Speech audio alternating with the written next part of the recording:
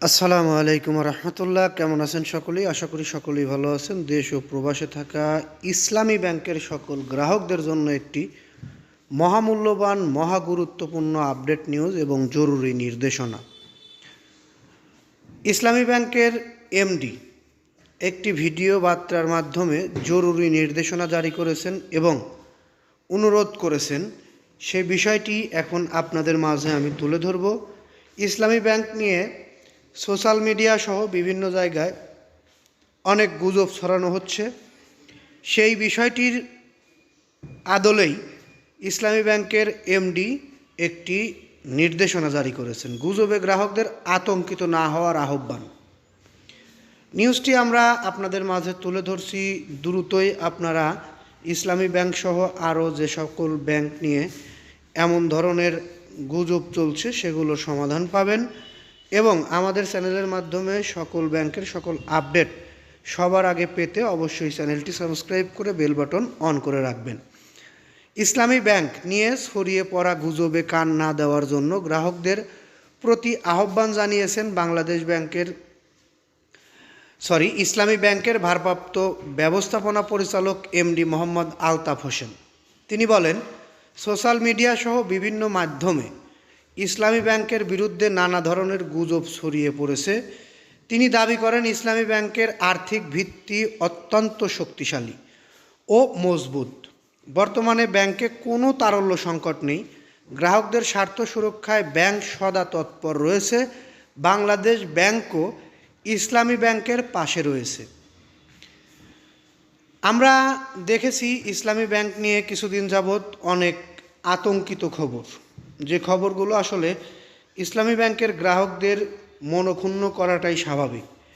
ইসলামী bank নিয়ে অনেক নেতাদেরও হুঁশিয়ারি হুমকি দেখেছি, যেখানে বলা হয়েছে হয়তো আর একটি 5 আগস্ট হতে পারে ইসলামী ব্যাংক নিয়ে।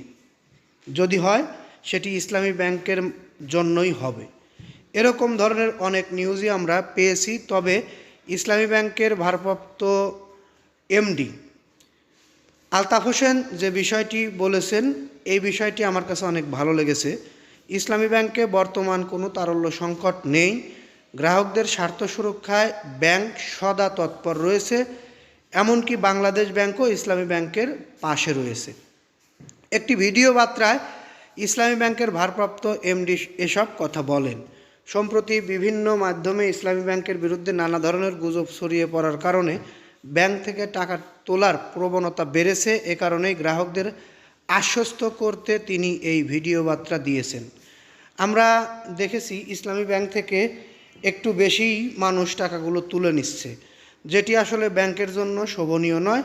যে কোনো ব্যাংকই চলে গ্রাহকদের আমানতের টাকার উপরে, আর সেই টাকাই যদি আমানতকারীরা তুলে নেয় তাহলে সেই ব্যাংকগুলোর ভিত্তি দুর্বল হতে পারে। আমরা গ্রাহকদের আহ্বান জানাবো তেমনও নয়, কারণ আমরা ইতিমধ্যে দেখেছি এই ইসলামী ধারার 5টি ব্যাংক গ্রাহকদের আমানতের টাকা ফেরত দিতে পারেনি। যারা তুলতে পারেনি টাকা, তারা আজ পর্যন্ত আমানতের টাকা পায়নি। এ কারণে এই বিষয়টি নিয়ে আরও আলোচনা পর্যালোচনা এবং আরও খুঁটিনাটি জানা প্রয়োজন সবারই। এ কারণে আমরা বলবো সরকারের মাধ্যমে ইসলামী ব্যাংক নিয়ে একটি বিবৃতি, এরকম যেমন এমডি একটি বিবৃতি দিয়েছে, এরকম একটি বিবৃতি যদি বাংলাদেশ ব্যাংকের মাধ্যমেও পাওয়া যায় তাহলে কিন্তু আর একটু ভালো হয়। যাই হোক, গ্রাহক যারা রয়েছেন আমানতকারীরা, তারা এমডির কথায় সাড়া দিতে পারেন। আর ভালো লাগলে আমাদের নিউজটিতে লাইক, কমেন্ট, শেয়ার করতে পারেন। আমরা এই নিউজটি আর দীর্ঘায়িত করব না, এখান থেকে বিদায় নিচ্ছি। আসসালামু আলাইকুম।